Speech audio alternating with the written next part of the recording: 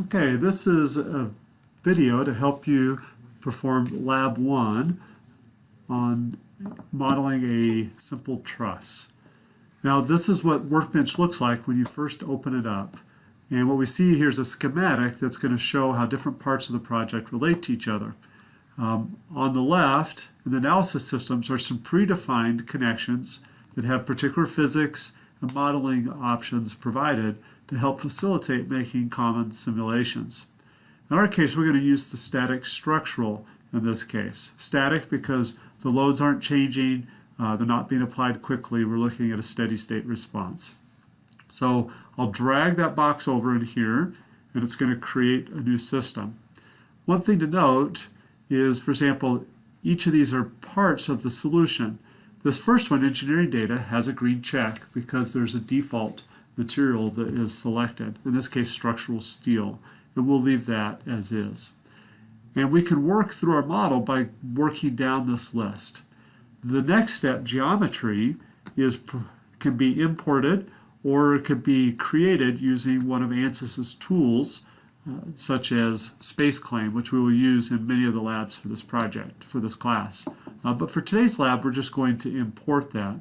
So I can right-click on here, and I'm going to import, browse, and I'm going to select this Truss v3. This file is available for downloading from the Learning Suite. And now that is a green check. I could go ahead, and this is a clean import because this was created in SpaceClaim. If you were importing data from another CAD package, you might have some more operations you needed to do, which would be discussed later.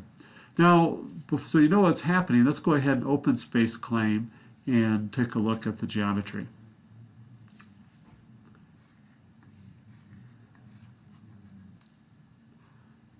Okay, so I paused this while it opened, but now we have SpaceClaim open here. What we see is our geometry.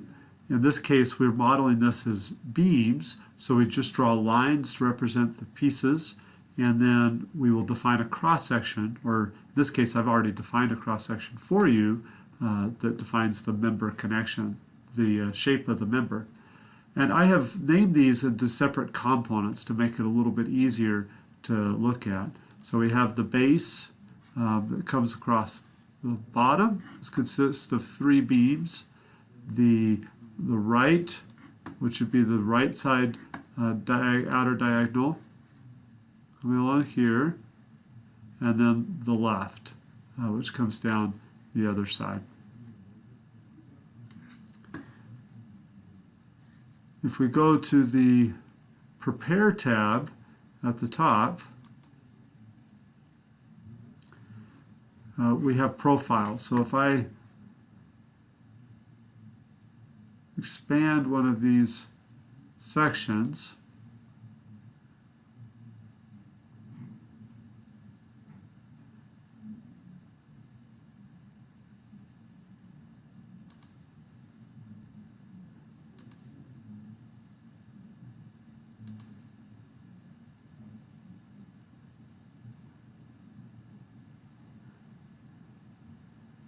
apologize, it's running slow, but I think the screen capture software is slowing down the computer. Expanding. If I click on that,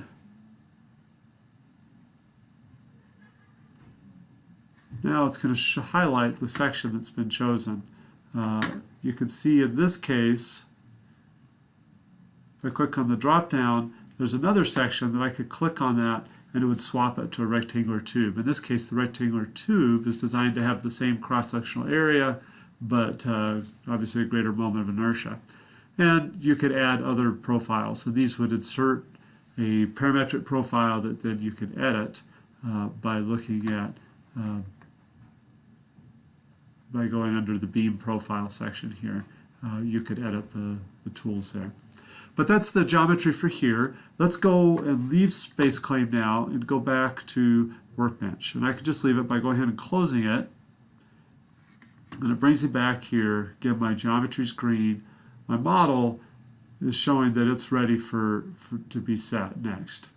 And so I can either double click on it or right click and hit edit, and this will open ANSYS Mechanical for doing the setup of my finite element model. Okay, so here's the ANSYS Mechanical window as it opens up.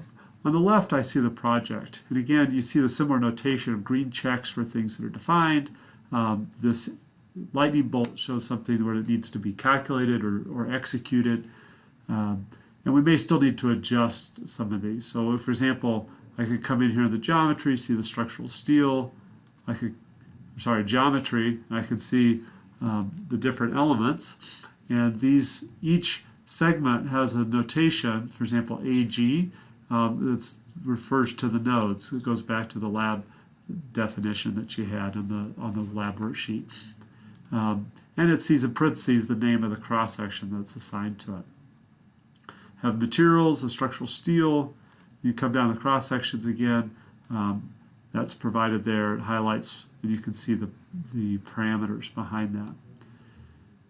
Now, in order to do analysis, we need to set the boundary conditions. So forces and displacements on the nodes. We also need to define the connectivity between the different beam elements. So we will begin by creating the connections between the beam elements. Now, there's some overlap in the types of connections that we can do. If I go insert, we could see joints as one of the options. That's the one we'll use here. And what that's going to do, there's a couple parameters of note. There's a type, and for a pinned connection, the easy way is to do revolute. We could also select general, and now it allows me to assign whether the X, Y, and Z are fixed as well as separately fix any of the rotations. So I could come in here and say I want a free Z rotation. As we see here, the Z axis is oriented perpendicular to these intersections. And we could reorient that if that helps you to see that. And I'll go ahead and leave this one in that case. But generally the revolute is easier. It'll just go ahead and assume that rotation. So now I need to select the geometry. And we're going to select nodes. So I could go up here and select the node options at the top, a vertex. So I'll click on a vertex, and you notice it brings up the windows to select between the front and the back. It doesn't really matter which one it is. I just need to make sure that those ends are connected to each other. So I'll take the first one, I'll hit apply, and then I can come down to the bottom one. I'll click again, and I'll select the other window there for the second component and hit apply, and now I've pinned those two beams together. Now I need to go and I can insert joint, and I can select my next one. Now it says it defaults to fixed. I'm going to just go ahead and pick revolute, and you notice up here it shows me that RZ is free, where the other ones are constrained. So a nice visual representation that you have the right thing that you want. So I come over here, so I'm going to click. I can click down here and I'll say it's picking the front one, which is fine. You see I have three components there. So I'll go ahead and hit apply. Come down to the bottom, I'll click on that, click on the vertex, and now I can select the second one, apply. So let's pin two of those, and you can see it says AB to BC. So this is AB and BC. So those two are pinned together. Now I can add another joint, and again I'll pick revolute, and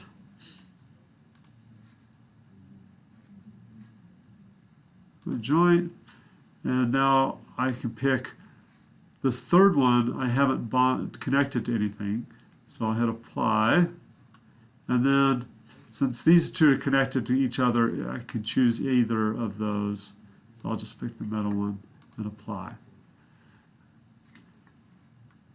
And now I need to go around and do that for each of these nodes. So, and I'm going to have to connect, in this case, these two together.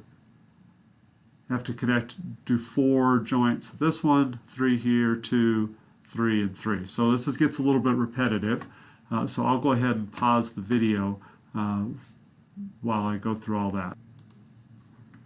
So I have created joints for this bottom left, middle left, middle right, and top left. And you notice I've created groups of these, which you could do by highlighting them and saying group, which helps me to see which ones I've done and that I've got all of them. So to show you again how we do that, I could go ahead and insert a connection group. You could also do this afterwards, but then I could insert inside that a joint. So defaults to fixed, so I'm going to change that to revolute. And now I'm going to go over here, make sure my vertex is select, and I'm going to do this side over here, so I'm going to click on that. It's going to select the top one, it's fine, and then I can come to the second one down here, select the other of the components at the same point, the other vertex, hit apply, and we'll see now I've got DF, which is D to F, and then D, E, and D. I think I've misnumbered some of these, but I've got these 2 components here on the right.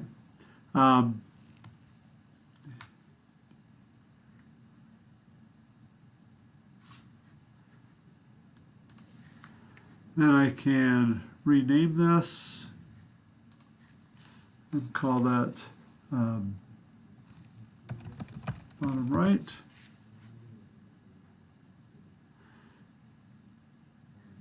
And then insert the connection group, insert joint.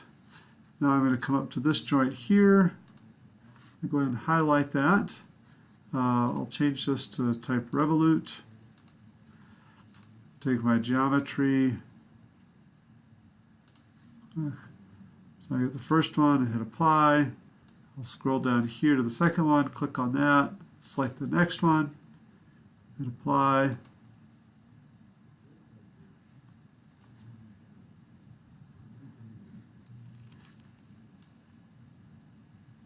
And now I come in, right click on that, insert my next joint, and again, I change it to revolute. I click my selection. Should be fine. Then come down to the next one. Select that. Apply. And I've created that group. I can rename it. Top right. And I just need to create the group for the top now. So insert connection group. I'll go ahead and rename it first this time. Say top. Insert joint.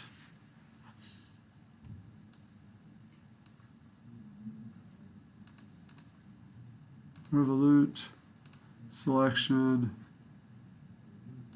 Here, so there's 4 of them, so I need to create 3 joints to connect all of them together.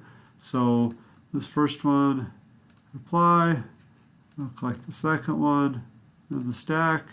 That's going to connect those 2 together. Now I can insert a new joint.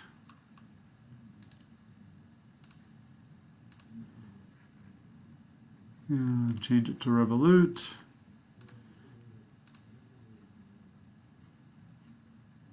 So I select it, I hit apply, click on that, I'll select the next one, and now these first 2 connect each other, and I've connected the second one to the third one, so that those 3 are all effectively connected together. Now I just need to connect the third to the fourth. So insert joint, change it to revolute, apply.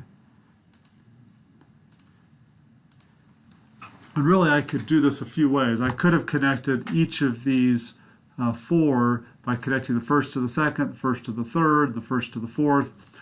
In general, they just all need to be tied together. Now I have the connections defined in there. We've named them so that we can find them. We need to create a mesh for our structure, and let's go ahead and do that.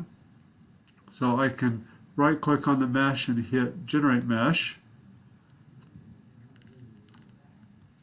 And now it's generated and graphed it. If we zoom in, we can see that it's illustrating it with the cross section that we specified. So we have a square that's 0.06 centimeters on a side, and each element or each section has its separate color.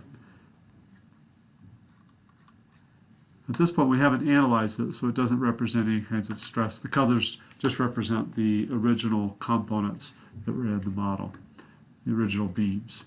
Now to do this I need to apply some loads, and the model needs to be constrained so that it doesn't move. So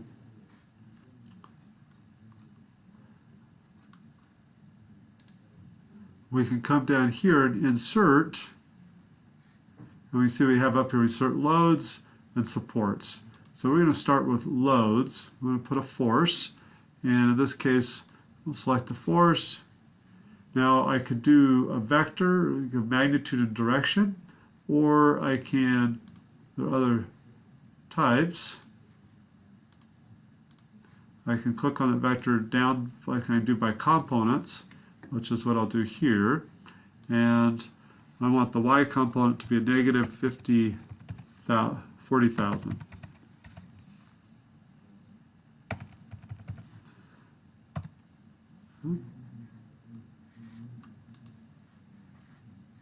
I need to select the geometry. We have to hit apply. Again, it doesn't matter which of those nodes because those are all connected together. So you can see that load. Now we need to apply the displacement conditions. So we're going to apply a displacement.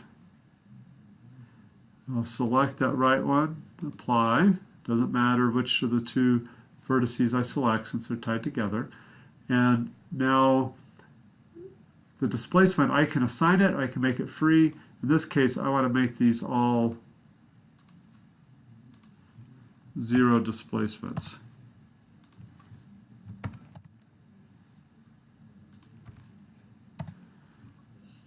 All right, so I've got a fixed left support.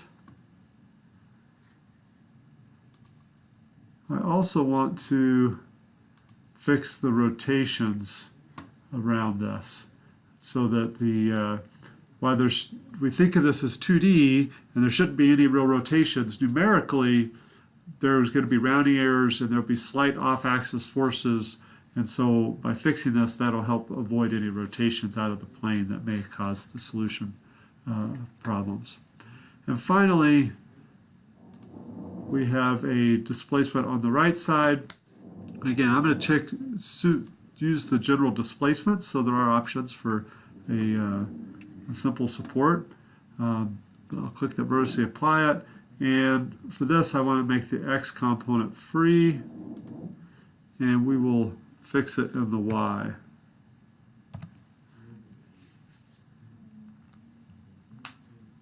And I'll go ahead and leave this free in the Z for now. So I've applied displacements to my two edges, and I have a force down. We've connected the elements together, and we also have done the mesh. So as I come down here, these are all green checks, and there's a question mark at the solution. So that hasn't been completed correct yet. Before I go ahead and execute that, I'm going to insert some plots that I'd like to do. For beams, they have under the beam tool. I'll add that, and you'll see this automatically is going to create direct stress, minimum combined stress, and maximum combined stress. I can also insert some different additional plots, so total deformation. And let's go ahead and we'll right click on that and hit evaluate all results.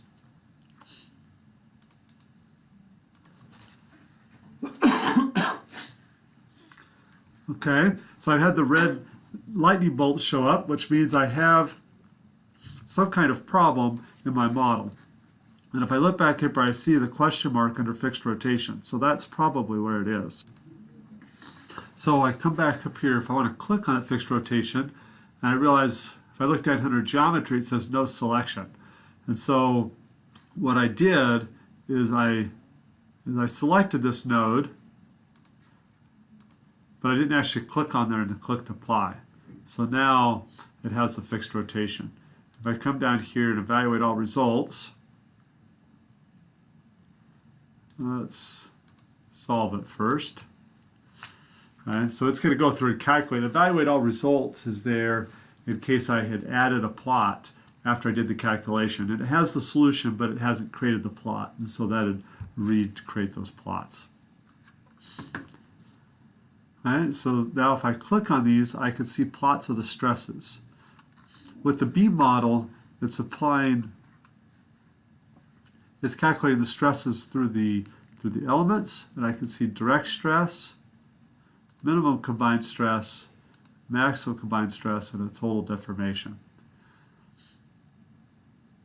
And here we can see that, as you'd expect, the deformation is larger, closer to the applied load. It's smaller near the fixed points. Pretty small throughout. Maximum combined stress, about 9 megapascals to 10 megapascals compressive in these elements. Now that shows a static stress, but that's not the only failure mode. So perhaps I might be worried about these long thin beams buckling under these compressive loads. And you can see that this is compressive because it's a negative stress in these two elements here. So how would we look at that? That's a different kind of analysis. So to create that analysis, let's exit the ANSYS mechanical, and we'll come back here to our workbench. And you can see that I have all these are green because I've successfully done this analysis. And this would be a very good time to go ahead and save the project.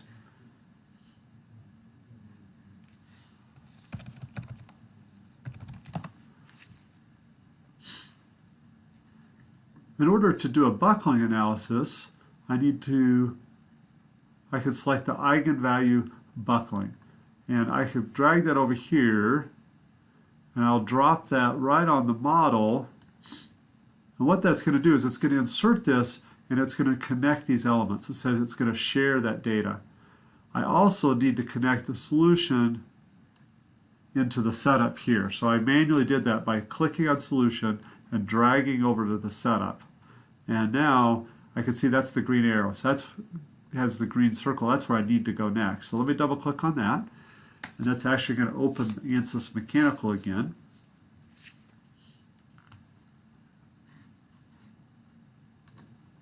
And now we'll see in our tree over here, we have all our static values, we have our connections are still here that we had before. I need to recalculate the solution, but all that data is there, and it's added one more, the eigenvalue buckling. And this is going to use the loads and stresses and displacements figured here and do an analysis on there to find the stability limits. In order to execute this, I need to look at the ANSYS settings, or the analysis settings. It's going to look, here I can tell it how many buckling modes I want to do. I'm going to bump that up just to be safe. And then it's going to calculate the buckling loads as a function of the applied load. So one, double, triple, a negative half of it, a negative amount if you want to switch the directions. Now, in this case, if I don't think that don't expect my loads to ever reverse, I may not want to look at negative multipliers. So I'm going to come in here and select no. So it's not going to include a load multiplier. So it's only going to consider compressive loads, downward loads on this top piece, and not tensile upward loads. Okay. Now, while I'm here, why don't we go ahead and create a plots. So we'll plot the deformation. Actually, let's look at total deformation. rather than directional deformation. So I'm going to insert directional deformation, and I'm just going to copy that. I'm going to go ahead and copy that, and then I'm going to paste that 4 times. That way I can go ahead and I can set one of these. So this one's going to be mode 1. I could come in here, I click on that, change that to mode 2, change the third one to mode 3, and the last one to mode 4. Now we can go ahead and solve. And you see it's going to go ahead and start and solve the static structural. That's green at the moment.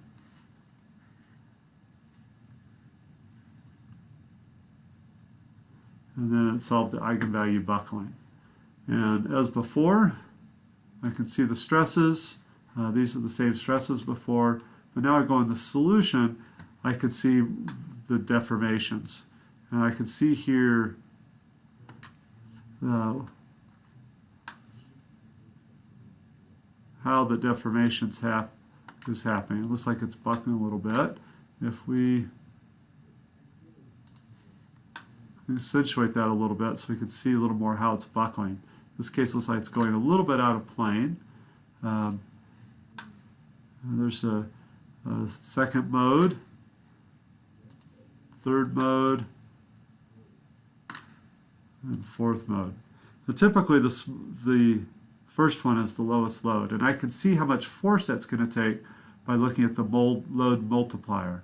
So this is going to buckle at about 16% of the applied load. So that's probably not a very safe model. And if we look at the others, we see that's 1.15, 1.665, and 2. So it's pretty good. It might be okay, although a little close. I'd prefer to have safety factors well over 2 to buckling because it could be catastrophic. But this first mode is definitely too low. And so, that would be something to consider as you build your model and explore what it could do. But this shows you the basic process of working through here. After I've done with this, I go ahead and close, save my project, and I can come back to this when I need to.